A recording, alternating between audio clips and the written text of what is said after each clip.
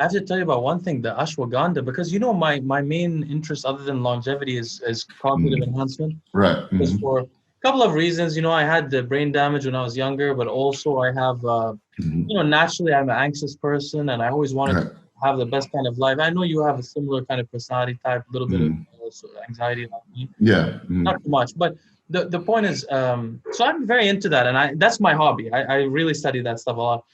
I've noticed that although many people say there are drugs or supplements that can lower cortisol, all of the studies I've read, every single one shows a decrease in cortisol that's acute. But then if you use it consistently for 2 months, the decrease in cortisol will just come back up, right? Yeah. So the body adapts. You can use it for short term, very helpful for the short term. Yeah, and then the same. I've been using it for forever because I just keep using the same stuff, right?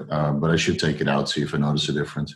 But it's all part of my sleep stack, It's like melatonin, ashwagandha, sometimes GABA, and serotonin, and then the sleep quality that I get from it is great. That's where I got a question about ashwagandha and 5-HTP. It came from.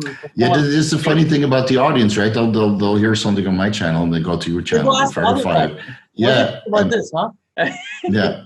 It's so weird, I would wish people would try to research a little bit more, well, at least I heard this from Vigorous Steve. What do you think? Instead of just bringing the exact same thing, but anyway, let me tell you something.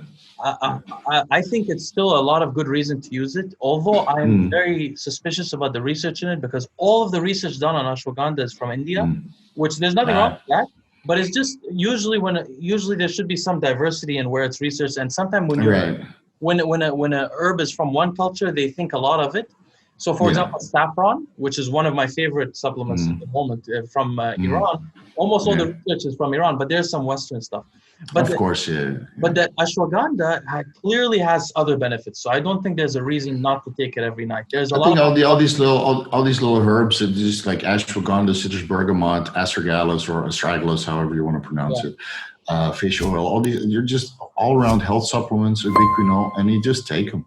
Yeah, exactly. I got like on a Facebook group like a year-round supplement stack that is like 15 supplements or something, and I just take it the whole year, and I feel great. My blood work is decent. It's not perfect, but it's decent, and I feel good. I mean, what more do you want? And for anyone who's listening to this that doesn't think the power of supplements have a lot of power, it will lower your C-reactive protein. You will see it. You will feel different. The oxidation, you're giving your body better ability to deal with oxidants, either through the actual molecules from the supplement or because they upregulate glutathione or something. The pathways, and you just keep taking it, and you spend a little bit more money. But when you look at it this way, healthcare is not preventative. So when you're sick, you can use the healthcare system, but you can't use it preventatively. If you have a healthcare system, so you can't go in for blood work every month and say, hey, I need another checkup just to see that I'm okay. They don't want you to do that. No, they don't want you to do that. So you're spending some extra money on supplements, which is going to save you money later on by not, getting into terrible states of health. And you were mentioning before in one of your videos that you spend more on supplements than you do on hormones. Yeah. Yeah. I don't spend on hormones, but let me tell you something. So I've had YouTube ad revenue for 1 month now.